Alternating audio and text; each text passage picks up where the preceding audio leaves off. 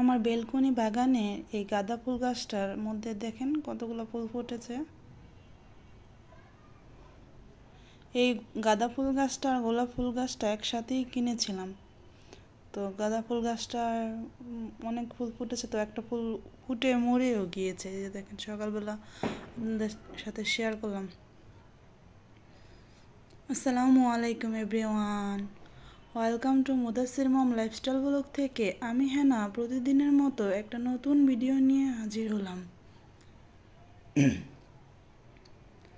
আমার ভাইয়া ও আপুরা, ছোট্ট ছোট্ট সোনামণিরা, আপনারা সবাই কেমন আছেন? আশা করি সবাই ভালো আছেন। আমরা আলহামদুলিল্লাহ ভালো আছি।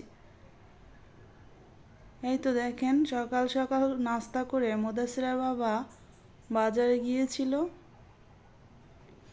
কি নিয়ে আসছে আপনাদের সাথে শেয়ার করছি। তো এই যে মুরগি আনছে, চিংড়ি মাছ এনেছে, ডিম, বেগুন, ছেই।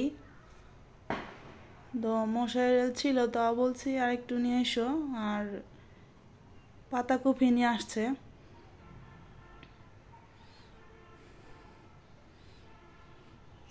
বেগুন আনতে বলেছি, আমাদের বেগুনে অ্যালার্জি, তাও বলেছি আজকে বেগুন খেতে ইচ্ছে করছিল, তাই সে 2টা বেগুনই নিয়ে আসছে, বেশি আনেনি। বলছে যে বেশি আনবা না, বেশি খেলে অ্যালার্জি অতিরিক্ত হবে। তো এই দেখেন, অফ ক্যামেরায় দুপুরের জন্য রান্না করতে চলে আসছি। ভাত রান্না করেছি, ডাল রান্না করেছি, আর এই যে দেখেন শর্টকাট রান্না করেছি, বেশি কিছু রান্না করিনি, কারণ আজকে মুদাসসিরের বাবা এখনই খাওয়া দাওয়া করে কাজে চলে যাবে। তার নাকি আজকে বের হতে হবে। তো সে বললো যে শুধু চিংড়ি মাছ ভাজা খাবে। আমি চিংড়ি মাছ ভুনা করতে চেয়েছিলাম, তো চিংড়ি মাছ ভাজা খাবে, তো এই জন্য দেখেন শুধু চিংড়ি মাছ, অল্প করে কয়েকটা চিংড়ি মাছ ভেজেছি। আর আগামীকাল তো আপনারা জানেন আমি মুরগি রান্না করেছিলাম, তো মুরগির মাংস আছে। তো ডাল, চিংড়ি মাছ ভাজা আর মুরগির মাংস দিয়ে আজকে দুপুরে আমরা খাওয়া দাওয়াটা অফ ক্যামেরায় করে নিয়েছি। আমার আজকে অনেক ঠান্ডা বা কাশি, এই জন্য আমার ভয়েস দিতে অনেক সমস্যা হচ্ছে। আমার ভাই আপুদের বলি, আমার কথায় বা আমার কাজকর্মে যদি কোনো ভুল ত্রুটি হয়ে থাকে দয়া করে ক্ষমা সুন্দর দৃষ্টিতে দেখবেন। আর আমার আপু ভাইয়াদের বলি, আমার ভিডিওটা দেখতে দেখতে যারা এই পর্যন্ত চলে আসছেন, প্লিজ একটা লাইক দিয়ে পুরো ভিডিওটা কন্টিনিউ করবেন। আপনাদের একটা লাইকই পারে আমার ভিডিওটা আর 5 জনের কাছে পৌঁছিয়ে দিতে। আর আমার ভিডিওর কোনো অংশ যদি আপনাদের বেশি ভালো লেগে থাকে, সাবস্ক্রাইব করে চ্যানেলের পাশে থাকবেন, আর পাশে থাকা বেল আইকনটা ক্লিক করে দিবেন, এতে করে ভিডিও ছাড়ার সাথে সাথেই নোটিফিকেশন আপনাদের কাছে চলে যাবে। এই তো সন্ধ্যার সময় আমি কয়টা চাল ভেজে নিচ্ছি। তো মুদাসসিরের বাবা সকালবেলা দেখেছেন ছেই বা সিম কারা কি বলেন জানি না, তো আমাদের এখানে ছেই বলে, তো এই ছেই এনেছে। তো আমি কয়েকটা ছেই খুলে নিয়েছি, তো সেই ছেই ভাজবো আর সাথে চাল ভাজা। এই যে কয়টা চাল ভেজে নিচ্ছি।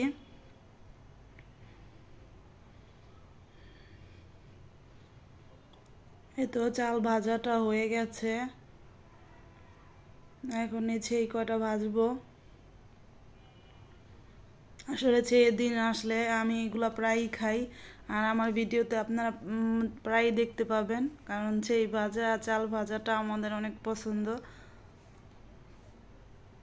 আর শীতের শুরুই প্রথমই আজকে ছেয়ে এনেছে মুদাসসিরের বাবা, তো আমি আবার পাশে একটু চা বানিয়ে নিচ্ছি।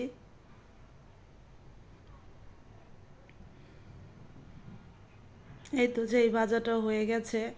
আর মুদাসসিরও তো ঠান্ডা জানেন, ডাক্তার ওকে আদার রস খেতে বলেছে, তো আদা, তেজপাতা, দারচিনি সব কিছু মশলাপাতি দিয়ে আমি একটু চা বানিয়ে নিচ্ছি, ঠান্ডা করে মুদাসসিরকে খাইয়ে দিব। আর এই যে দেখেন আমার আদা রসুন শেষ হয়ে গেছে, তো আজকে আদা রসুন কাটতে হবে, তারপর ব্লেন্ড করতে হবে। তো এই কাজটা আমার কাছে মনে হয় কি অনেক বড় একটা কাজ, তো এই জন্য আজকে থেকে শুরু করলাম, কারণ একবারে করতে পারি না। মুদাসসির কান্না করে, একটু একটু করে করে কাটি আদা রসুন। এই যে আজকে থেকে আদা রসুন কাটা শুরু করব, জানি না কবে শেষ হবে। এদিকে মুদাসিরের শরীর অত একটা ভালো না, আমার শরীরেও আবার কাশি ঠান্ডা, ভালো লাগছে না। তো সবাই আমাদের জন্য দোয়া করবেন। আর এই যে সন্ধ্যার সময় আমার পাখিগুলি আপনাদের সাথে শেয়ার করছি। দেখেন এই পাখিগুলিকে আমি কিভাবে ঢেকে রাখি। আসলে আমার যত কষ্টই হোক আমার পাখিগুলোর যত্ন আমি নেই। সন্ধ্যার সময় ওদেরকে আমি সুন্দর করে ঢেকে রেখেছি আর বাতি জ্বালিয়ে রেখেছি, যাতে ওদের ঘরটা গরম থাকে। এই যে দেখেন ওরা ওদের ঢেকে রেখেছি। আমি একটু উঁচা করে দেখলাম যে ওরা আসলে কি করছে ভিতরে। মানে আমি ভয়েস দিতে সাথে সাথে আমার কাশি চলে আসছে, এই জন্য আমাকে আসলে ভয়েস দিতে খুব কষ্ট হচ্ছে।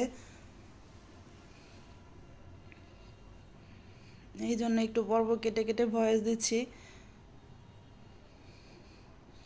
সবাই ভালো থাকবেন। আসসালামু আলাইকুম।